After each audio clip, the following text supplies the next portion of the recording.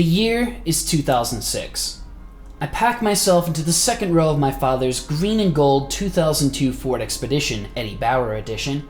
A long journey through the poorly planned highways of New York City awaits us before the likely unsafe Goethals Bridge dumps us into the punishing traffic of the pre-expansion New Jersey Turnpike.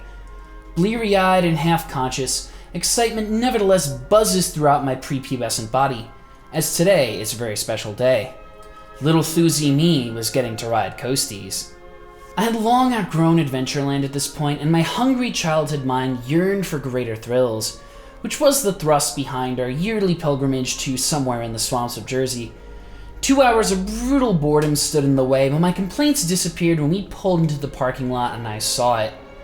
Nestled behind the gargantuan structure of the frankly terrifying King Dakar, and sonically shrouded by the cacophonous clatter of the Great American Screen Machine ascending its lift, my senses were nevertheless inexplicably drawn to the new Woody, towering over the decrepit structure of Rolling Thunder. El Toro. Finally, after months of hype, I would finally have the chance to ride it. I thought it was hype.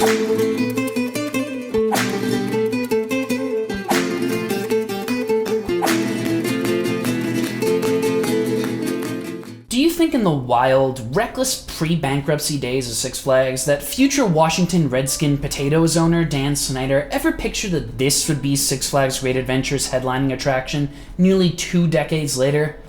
Actually, come to think of it, that's totally possible.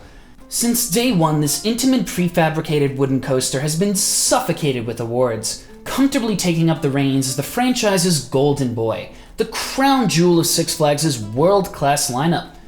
Toro was the smartest kid in the class, the young blood ready to take on the world and actually succeed. Unlike previous Six Flags moonshots like King Dakar or X2, Toro was not only thrilling beyond your wildest imagination, it actually worked all of the time. It's no surprise that this combination of world-class forces with reliability and absolute glass smoothness won over hearts and minds everywhere.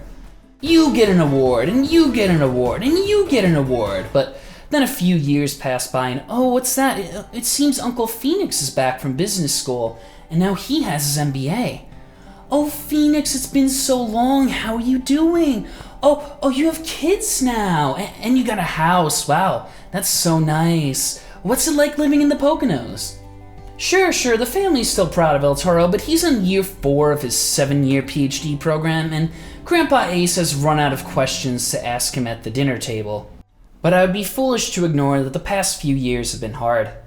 It's irresponsible to ignore the multiple incidents in the past 2 years that have blemished this ride's once sterling reputation, but time after time it rises again. Like a poor grad student, its tenacity is almost impressive at this point. Sure, there's a big scar on his chin from that one time he pulled an all-nighter and face-planted in the lab the next morning. There's a noticeable rattle to his gait that definitely wasn't there back in his childhood. And sure, Uncle Phoenix may be a good bit older, but we can all see he's in much better shape. It's no secret that Granny Knobles feeds him a nice, home-cooked meal every evening. Meanwhile, Toro has to make do with McChickens and ramen because Daddy left him and he's not getting any health insurance. Gotta hand it to him, though. He's still doing a damn good job. And this ride still fucks. Case closed. Nearly 20 years later, there's still nothing like El Toro on this continent. And that's surprising given the initial and enduring popularity of this ride. People love this thing. You would think that they'd have more of these by now, especially given how rock solid the ride was for the first 15 years of operation. Oh wait, they did make more? And what happened to them? Intamin never change. Build the best rides in the world, but you can't get them to just work. At least we still have some of the many beautiful mistakes you made during those Liechtensteinian ragers in the 2000s. You can pry Intimidator 305 from my cold, dead hands, mainly because I passed out after marathoning the ride in 90-degree heat, and now they're pouring my limp body into a stretcher. What were we talking about then? Right, El Toro. You gotta admire Intamin's chutzpah because Toro just doesn't really make much sense as a Woody. 180-something foot tall, nearly vertical drop, strong and sustained ejector airtime. When Intamin introduced the prefab model at the beginning of the decade, it seemed like nobody would have a good answer to this ludicrous proposition. Pre-built wooden track assembled like Lego pieces, made like a steel coaster and so made to handle all the crazy elements that only steels could handle before. And then add 20 years of supposed maintenance-free operation? Once you get past the initial cost, that's a steal. Fast forward a few years, and RMC's throwing Intamin's backpack into the locker, calling him disgusting names, and the principal's looking the other way because, well, RMC's new here. Make no mistake though, El Toro will be meeting new Texas Giant in the schoolyard after class, and it's going to be bloody. Because I'll be frank, El Toro is better than most RMCs. Toro dispenses with the fanfare, with the fancy dressings. You won't find any zero-G rolls or trick-track double-up underflip Raven Truss bullshit here. Just pure, unadulterated ejector airtime. Oh, that first drop is still one of the best in the industry. You come off that cable lift moving at a pretty impressive clip, and if you're sitting in the back car, you still have a lot of turnaround to clear while the front of the train crests the top of that drop. You're still turning when the center of mass sails over, and you start to pick up speed violently, getting a strong and janky dose of laterals before the rear car finally crests over the drop itself, and you launch into outer space. Steve, Gwazi, these all lack the speed of the cable lift and the insane whip that only a coaster with long trains can provide, like El Toro. And let's not forget the glorious Intamin lap bar, which allows you to experience the insanity of Toro's layout without your shins getting banged up like a 10-year-old boy who just heard the words, "You rip-off artist." We're just getting started though, as Toro rips through not one, but two camelbacks that are about half the height of the original drop. There's a great head chopper and solid positives in the valley of that first drop, but then you sail back up skyward and then 2 seconds later, it starts in your thighs, and then you blow up.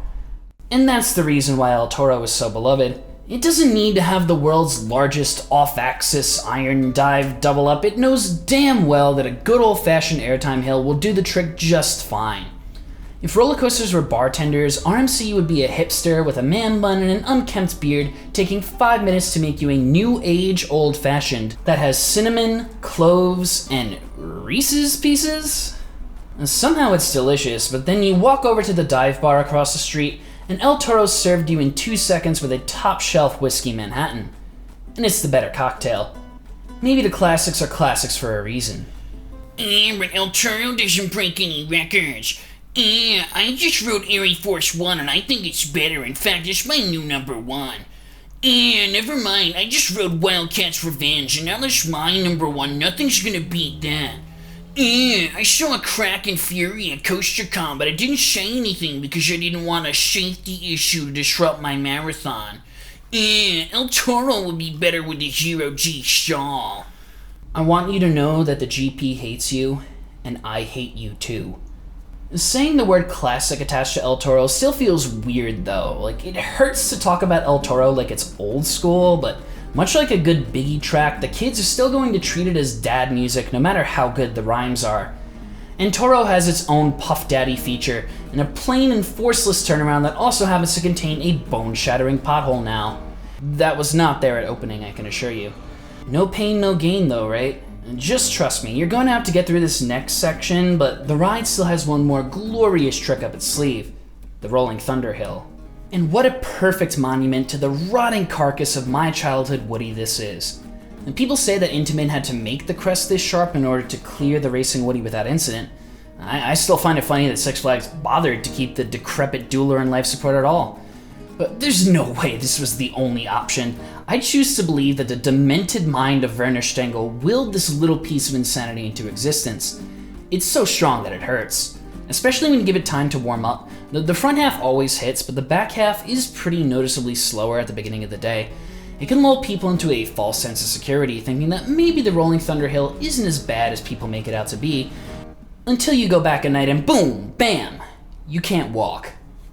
Then comes the Twister finale, and sure was a lot more fun back in the day when it didn't rattle your teeth in just a little bit, but you can still get the faintest whiff of I-305's seductive scent in these whippy transitions. And Toro then slows down quick and limps towards the final brake run, running out of steam with shocking pace, or lack thereof. And that's Werner's final great gift to us, designing the brake run just high enough to ensure that Six Flags could never put a trim brake on this masterpiece. Thank you. So is it better than before? No doubt I've lapped this coaster hundreds of times every single year since opening, so I can speak with authority here, and the answer is yes, but no. In the days before the accident last year, El Toro was punishingly rough, beating you into submission in the span of a single ride. Now this came as a bit of a surprise, as Toro's descent into rough territory was a precipitous one. Years of near steel-like smoothness seemed to disappear overnight. And now it's better, but you can tell that Six Flags triggered a Jiffy Lube instead of a competent mechanic. Doesn't Celine know that the dealer has the best oil? I do not joke when I say that the pothole at the bottom of the first turnaround, especially in the middle of the train randomly, is one of the worst potholes out there, rivaling the pothole on Corkscrew at Cedar Point. The floater airtime hill and the straight section after the turnaround also have a dull, periodic jostle that reminds me of a poorly built single rail. Sorry, I'm not fully healed yet. But on a whole, it's better than before. And the persistent grinding is mostly gone, which makes lapping the bowl much easier than before. I got 12 rides in on opening day, and I didn't get a concussion as far as I'm aware.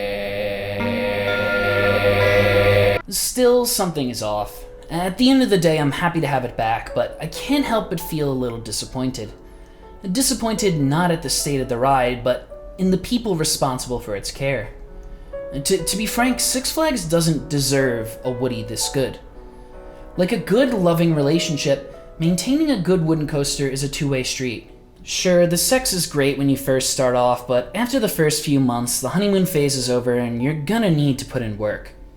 And that's fine though, because a good Woody deserves it. Tender cuddles after a rough evening, a back rub, but not the sexy kind, but because she has some rough spots that you need to knot out. A nice home-cooked meal on a dreary afternoon just to lift her spirits, and a week spent with her family while her brother recovers from kidney failure. Just because you love her. And if you treat her right, she'll be by your side forever. Just don't be surprised if you neglect her and she walks off. Now, thank you so much for watching. Obviously, this is a very different sort of review than what most coaster channels put out there, but I figured I would take a little more of a narrative approach because I think it's a little more fun and more interesting, and I hope you enjoyed it as much as I did putting it together.